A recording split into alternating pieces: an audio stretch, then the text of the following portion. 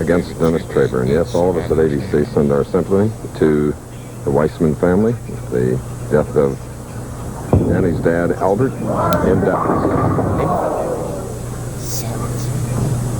Well, Dave Traber starts with a solid 10, and what a difference a couple of weeks can make. He bowled 140 in the championship round in Seattle, 146, I believe. He turns it around right here with a 269 in his second match against the tough Rick Steele-Smith. Now he goes against the left. All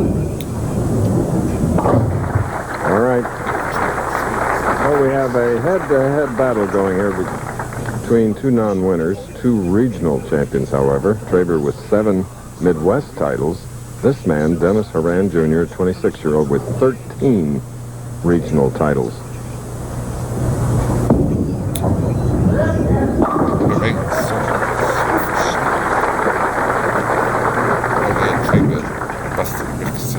What a sweet shot by Dennis Horan in an opening shot. A little shuffle step. Wraps that ball slightly behind his back, but he's going to drive straight on through and watch this nice, solid finish and loft on the ball. If he maintains that form, he's very tough. The one downfall that Dennis Horan occasionally has is he'll lay the ball short, not loft it over the line, and soften it up, and then it hooks high.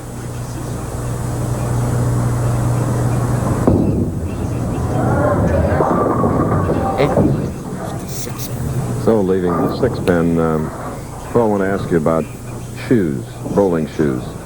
All right, Chris, as you see Horan leaving the 6-pin going on touch high, almost trips it out for a strike. But if you look at Dennis Horan Jr., he has switched shoes right before the championship round to a better and stronger shoe on his pivot step.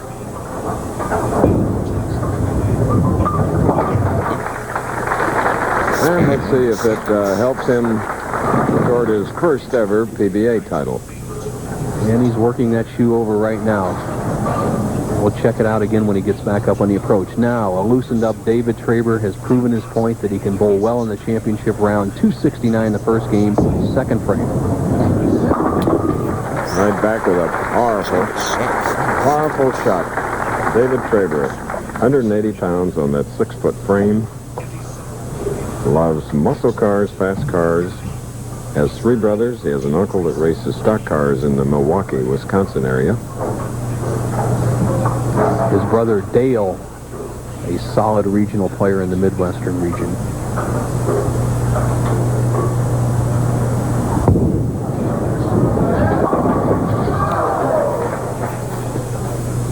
Four-pin. Well, it's rather warm in Southern California today in the mid-80s, and the lanes are starting to hook out just a little bit more, and you see the ball drift high for David Traber right here. He's around the second arrow, swings out here, and he just catches it a pinch high, leaving the 4-pin.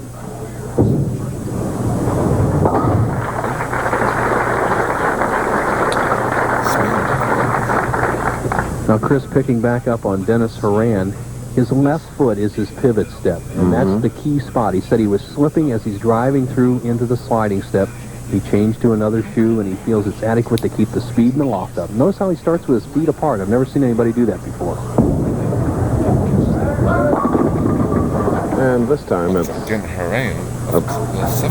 plaguing 7-pin.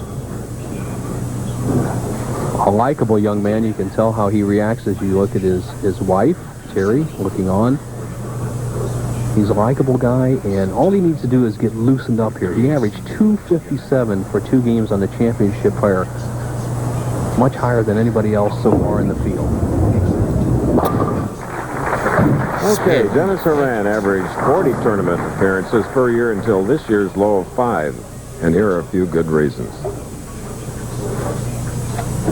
Well, it's a combination of 2 reasons, actually. First being finances. I just didn't have the money to compete this year full time. And second, I think, was a little lack of confidence. After I made 2 shows in 4 weeks in '89, and since then my high finish is 16th. So I was kind of wondering if I could compete still on the tour. But after this week, I've reestablished that I can't compete, and hopefully I'll be here next week. All right. He has a 3rd at Miami, a 3rd at Phoenix, a 3rd in Seattle. And he is trailing by only 1 pin. As we get another look at Riverside's Mission Inn, featuring a 3/4 scale replication of Italy's St. Francis of Assisi Church, complete with all that wonderful glass. It's the active West PBA Open here in California. State, sports-minded state, of course. David Traber. Leading by one, and the strike was important, setting him up for the next frame as we go to Bo. Thank you, Chris Schenkel, the dominant player on the tour so far this year with 8 championship round appearances. However, David Ferraro, you're only 4 wins, 7 losses in the number 1 position, and this year there's only been 4 winners in 19 weeks from number 1. Any particular strategy for you? Well, if that's the case, I think the odds are in my favor here. And judging by the scores in there, I went to the locker room, I got my striking shoes on, and we'll see what happens. It's great to be confident, but you can when you're as good as David Ferraro, Chris Schenkel. That's right. He really has it. Talk about the will to succeed. David Ferraro is one of the great examples here among the hundreds, thousands of professionals we've met over the years. And here's a late bloomer, 29 years of age, David Traber. And continues to mark, staying clean all the way through. And Bo, you have another guest. Right, Chris. Rick Steelsmith. Rick, you bowled great today, averaged right at 255. However, you only walked away with 1 victory. The lanes that nice? They're pretty nice. If you just get up and try to stay loose and get through the shot well and keep it on line, and there's a great shot and the carry's just as good. How about in this match? Pick a winner. Traber's throwing the ball pretty good. I think he's going to be tough to beat. He's got a good line in the pocket, and his carry seems to be pretty well, so he's going to be tough. All right, Chris, he picks Dave Traber. Dennis Horan Jr., I'm sure, has something to say about that. And he just proved that by doubling, taking a 9-10 lead.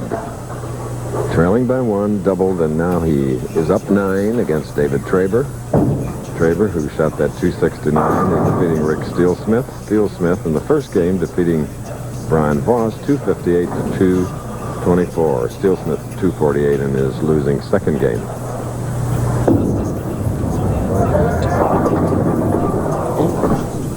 Left the 10-pin on the left lane in a very close, pivotal semifinal match. The winner to meet Dave Ferraro for the title. You see the line of Dennis Horan. He's playing around the second arrow, almost the same angle to the pocket as the 4 right-handers have been playing. Just a medium hook, and he's been very solid in this game. He's around the pocket every shot. All right, Wide World follows us. The WBA World Lightweight Championship title match. American Joey Gamache puts his perfect record on the line against Olympic medalist, number 1 contender, Chil Sung Chun, Korea Plus, Grand National Steeplechase from England. Traber has struck on the right-hand lane, the hooking lane, every time he's up here in the 6th. That one coming up high. And it's the 6-7-10, Bo. Wow, he just pulled that ball completely left of his target and doesn't get any good break at all by knocking out the 7. It stands. He needs to get the ball to the right of the 6 pin, slide that 6 over into the 7.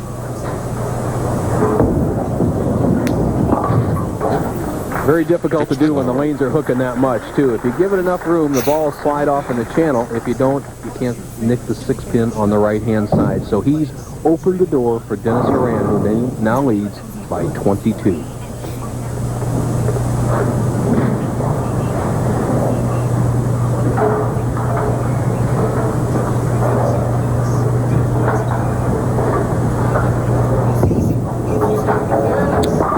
Good comeback, however. All right. How about this view from a balcony at Riverside's Mission Inn? Dennis Horan has a 22-pin lead here in the semifinal match. During the competition, he averaged 257 on this pair.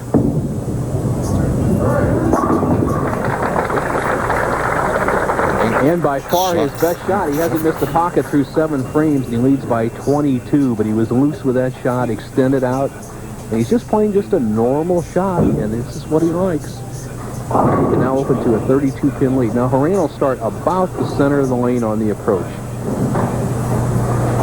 He'll slide almost in the center, and his target is right around the second arrow.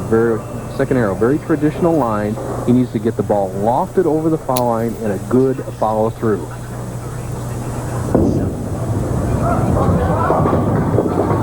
Oh, then the 4-6-10. Tough break. To the hard hitter, 6 and 10. Well, we've seen almost every game except one decided by who gets the most open frames. Voss got an open frame. He lost the first match here. Traber gets one in the 6th, and Dennis Horan, who leaves the 4-6-10, gets one in the 8th.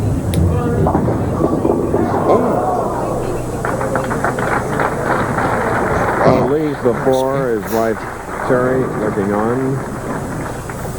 Dennis, who did his 4th TV appearance. Last year he was 2nd at Phoenix, 3rd at Seattle, 16th in the Long Island.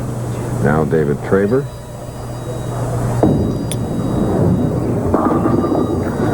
Here's a man that won the 1986 National Resident Pro Championship in Phoenix. Boy, he sure jumped on that open of Dennis Horan Jr.'s on the 8th frame. He was trailing by as many as 20-some pins just 2 frames ago. He throws a double in the 7th and 8th and now can take the lead in the 9th over Dennis Horan Jr. Semifinal match. The winner of this match will go on to meet the very tough Dave Ferraro. 9th frame, tee shot.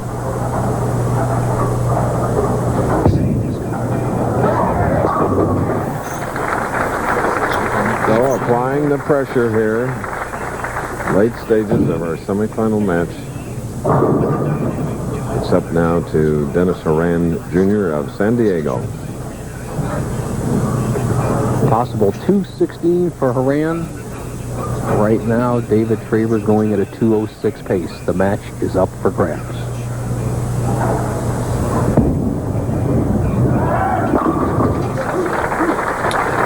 Foundation 9th frame strike for the Californian.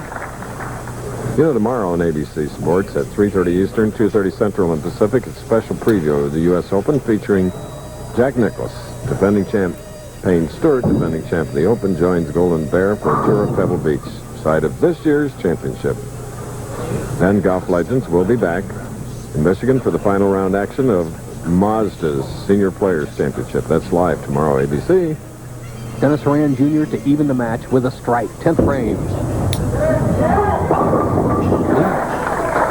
And, of course, we'll be back next Saturday from Fresno as we look at David Traber. The situation for Dennis Horan Jr. is simply this. The match is all even. We have a possibility of a tie. Horan cannot shut out Traber. All possibilities in the 10th frame.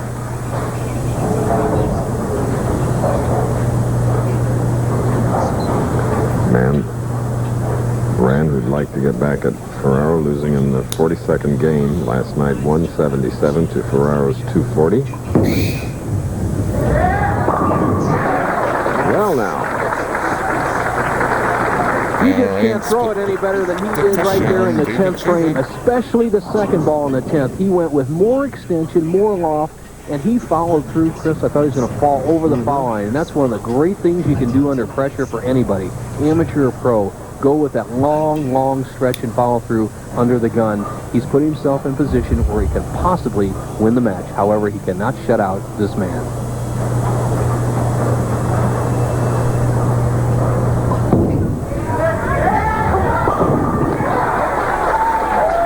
Pirouette by Dennis Horan Jr. of San Diego. Like Traber, who's up next, looking for that first PBA national title, both of them. Clutch performance and a key third strike in the 10th frame forces David Traber to strike on the next 2 balls. He must strike here, the first ball in the 10th, and the second. There's one, Bo. What an afternoon here at Town Square Lanes in Riverside. Credit to the great talent of PBA members we've had out here for years and years. And I have to give a little credit to the PBA lane maintenance crew who have finally gotten their act together this year and given these players something to showcase their talents upon a nice lane condition. Now, Traber, the graphic tells the story. Anything less than a strike, he loses.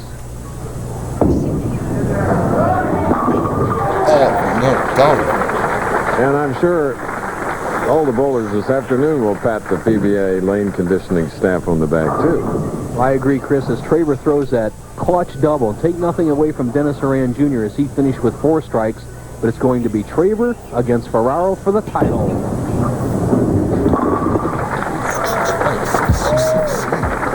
That's a match. Oh, a great effort by the second seed.